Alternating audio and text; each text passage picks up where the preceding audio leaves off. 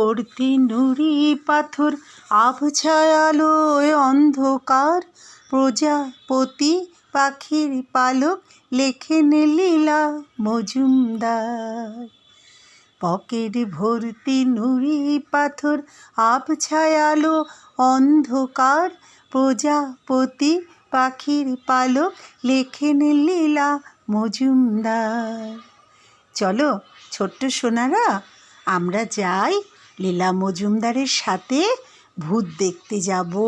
ছোট্ট শালিক, ময়না, টিয়া এদের সাথে কথা বলবো, কেমন? চলো আজ আমরা শুরু করি লীলা মজুমদারের গল্প দিয়ে। ভূতের ছেলে। নামটা শুনেই কীরকম ভয় ভয় লাগছে। ভূতেরও আবার ছেলে আছে? যাক, আমরা গল্পই দেখি, গল্পটা শুনি। রাত যখন ভোর হয়ে আসে তখন ওই দিন বাঁকা নিম গাছটায় হুতম প্যাঁচাটারও ঘুম পায়। নেরু দেখেছে ওর কান লোমে ঢাকা, ওর চোখে চশমা, ওর মুখ হাঁড়ি। ও কেন যে চিলে ছাদের ছোট খুপড়িতে পায়রাদের সঙ্গে বাসা করে না, নেরু ভেবেই পায় না। বোধহয় ভূতদের জন্য। নিম গাছতলায় ভূত আছে।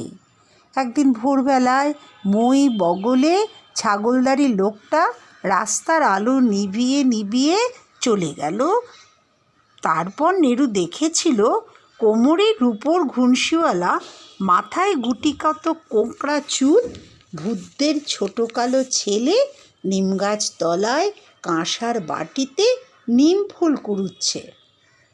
নেরুকে দেখেই ছেলেটা এক চোখ বুজে বক দেখালো। নেরু ভাবল ভূত কিনা, তাই ভদ্রলোক নয়। তারপর অনেক দিন নেরু অনেক বেলা পর্যন্ত গাঁক গাঁক করে ঘুম লাগিয়েছে। শেষটা এমনকি ভজাদা এসে ঠ্যাং ধরে টেনে খাট থেকে নামিয়েছে। নেরু কিন্তু একটুও রেগে মেগে যায়নি। ও তো আর সুকুমারদা নয় যে মুখ দেখলে বালতির দুধ দই হয়ে যাবে। কিন্তু সেই ছানাটাকে আর দেখা হয়নি। শেষটা হঠাৎ একদিন নেরু স্বপ্ন দেখল কালো ছেলেটা ওকে লেঙ্গি মেরে মাটিতে ফেলে নাকের ফুটোয় কাগের নোংরা পালক দিয়ে সুড়সুড়ি দিচ্ছে। রাগের চোটে নেরুর ঘুম ছুটে গেল। ইচ্ছে করল পোলাটার মাথায় সুপুরি বসিয়ে লাগায় খড়ম। খানিক চোখ রোগড়ে জিভ দিয়ে তালুতে চুপচুপ করে চুলকে রাস্তার দিকে তাকিয়ে দেখল মই বগলে সেই লোকটা। তারপর নিমতলায় তাকিয়ে দেখল ভূতের ছানাটা একলা দাঁড়িয়ে দাঁড়িয়ে 32 পাটি দাঁত বের করে বেজায় হাসছে, যেন কালো ভাল্লুক মূলো চিবোচ্ছে। সে কি বিশ্রী হাসি, গোটা কতক স্যুট লাগালে হয়। ছেলেটা নেরুকে দেখে আজ আর বক দেখালো না, ওকে হাতছানি দিয়ে ডাকলো, ভূতের ছেলে বাবা। বিশ্বাস নেই, নেরুর একটু একটু ভয় করছিল। ঘরের ভেতর এদিক ওদিক একবার তাকালো, দেখে কি না কুঁজোর পেছন থেকে একটা বড়া টিকটিকি মুন্ডু বাড়িয়ে ঘোলাটে চোখ পিটপিট করে ঘুরিয়ে আহ্লাদে আহ্লাদে ভাব করে টিকটিক টিকটিক করে আবার মুন্ডুটা ঢুকিয়ে নিল। কেমন যেন তুচ্ছ তাচ্ছিল্য ভাব। নেরুর ভারী রাগ হলো। কি ভয় পায় না কি? নেরু আস্তে আস্তে নিচে গেল। দাঁত মাজল না, চোখ ধুলো না। তাতে কি হয়েছে? সেই ছেলেটার তো নাকে সর্দি। নিমতলায় যাবার পথে দেখে দুই দিকে দেয়ালে ঘুঁটে দেওয়া কতগুলো গোল গোল মতো, সেগুলো ধোপার মা দিয়েছে। আর কতক ঠ্যাংওয়ালা, সেগুলো ধোপার মার মেয়ে দিয়েছে। কিন্তু নিমতলায় গিয়ে দেখে ছেলেটা কোথায় যেন সটকে পড়েছে। কি জানি ভোর হয়ে এসেছে, আলো টালো দেখে উঠে গেল না তো। সেই দিনই সন্ধেবেলায় নেরুর দাঁত ব্যথা করছিল। তাই লবঙ্গ জল দিয়ে মুখ ধুয়ে জানলার উপর বসে ভাবছিল, আচ্ছা নেপাল খুড়োর কেনই বা অমন সিন্ধু ঘটকের মতো গোপ, আর বিধুদাই বা কেন দিনরাত অমন টিকটিক করে। এদিকে ওদের বাড়ির দরোয়ান কি যেন গাইছিল, মনে হচ্ছিল, নিমতলাতে আর যাব না, কেলো ভূতের কালো ছানা। হঠাৎ শুনল, এই ও, চমকে আরেকটু হলে ধুপুস করে পড়েই যাচ্ছিল। আবার শুনল, এই ও, চেয়ে দেখে নিমতলার আবছায়াতে সেই ভূতের ছানাটা। নীরু গলা নামিয়ে হিন্দিতে ফিস ফিস করে বলল, হাম শুনতে পাতা। ছানাটা আবার বাংলায় বলল, সকালে কি পায়ে শেকড় গজিয়েছিল? নীরু বললে, আমি তো গেলুম, তুমি আলো দেখে চলে গেছিলে। ছেলেটা বললে, ধুত, আলো নয়, বাবাকে দেখে। নীরু ভাবল, কেন বাবাকে দেখে চলে যাবে কেন? নীরু শুধু একবার বাবাকে দেখে চলে গেছিল, সেই যেবার দরোয়ানের হুঁকো টেনেছিল, তাই জিজ্ঞেস করলো, হুঁকো টেনেছিলে? ছেলেটা মাথা নেড়ে বলল, ধুত, তার থেকে বিড়ি ভালো। তোমার বাবা কি গাছে থাকেন? ধুত, থাকেন না, চড়েন। আমি অনেক তাক করে থাকি, কিন্তু কখনো পড়েন না। তিনি কি পেঁচা? ধুত। তারপর ছেলেটা একটা কথা বললে, যেটা মা একদম বলতে বারণ করেছেন। নেরু বললে, ছি, আচ্ছা তার পাটা কি উল্টো বাগে লাগান? এবার ছেলেটা বেদম রেগে গেল, ভুরু কুঁচকে ফোঁস ফোঁস করতে লাগলো, আর হাতটাকে ঘুরঘুষি পাকাতে আর খুলতে লাগলো, যেন এই পেলেই সাবড়ে দেয়।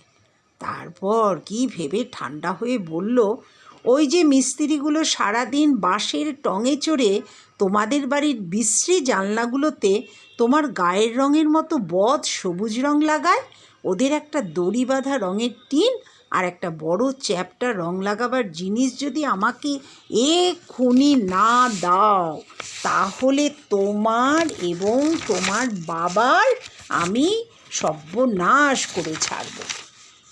তোমার মাকে কচুকাটা করব, তোমার দাদাকে, তোমার বাবাকে, তোমার মাকে কচুকাটা করব। তোমাদের ছোট খুকিকে পানের মশলা বানিয়ে কড়কড়িয়ে চিবিয়ে খাবো। তোমাদের মাসি পিসি যে যেখানে আছে তাদের থেতলো করে পড়ব। তোমাদের রুটিওয়ালা, ঘিওয়ালা আর যা যা তোমরা রাখো সব কটাকে লম্বা লম্বা ফালি করে ছিঁড়ে কাপড় শুকোবার দড়িতে ঝুলিয়ে শুটকি মাছ বানাবো। আর তোমার যত বন্ধু আছে সবগুলোকে নুন জল দিয়ে কাঁচা কাঁচা গিলে খাবো। বাপরে, কি হিংস্র খোকা! নেহরু তাড়াতাড়ি একটা টিন আর 2-3টে বুরুজ তাকে দিয়ে এলো। ছেলেটা ফ্যাচ ফ্যাচ করে হাসতে হাসতে অন্ধকারে মিলিয়ে গেল। রাত্রে নেহরু শুনতে পেল ফিস ফিস করে কারে কথা বলছে, কানে আঙুল দিয়ে শুলো, তবু মনে হলো কে যেন বলছে, আছে আছে নিম গাছে। নেহরু ভাবলে, ওরে বাবা, কি আছে রে?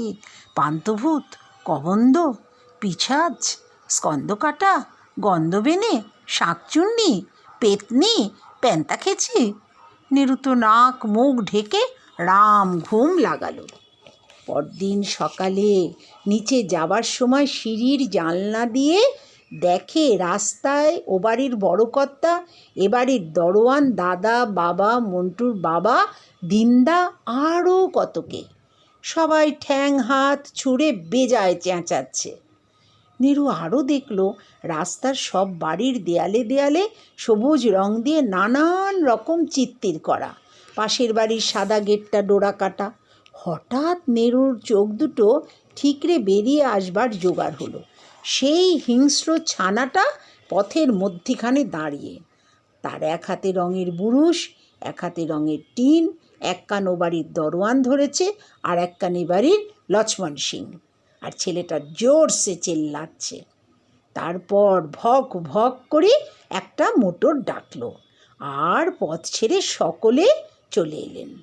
লক্ষ্মণ সিং কানে শেষ একটা প্যাঁচ দিয়ে খুব অনিচ্ছা সত্ত্বেও ছেড়ে দিল। তারপর ওদের বাড়ির দরোয়ান ওর হাত থেকে খামচা মেরে রঙের টিনার বুরুশ নিয়ে গেল। হিন্দিতে আর বাংলাতে বিড়বিড় করে কী সব বকতে বকতে, স্রুট মারতে মারতে ওদের বাড়ি দিয়ে গেল। নেরুপাড়া শুদ্ধ সকলের সাহস দেখে এমন হা হয়ে গেল যে দেখতেই ভুলে গেল ছেলেটার পা উল্টো বাগে লাগানো কিনা। দেখলে, শুনলে, ভূত কেমন, ভূতের ছেলেটা। ছোট্ট সোনারা, কেমন লাগলো গল্পটা জানিও আমায়। যদি ভালো লাগে আমি আরেকটা গল্প পড়ব, কেমন? ভালো থেকো তোমরা।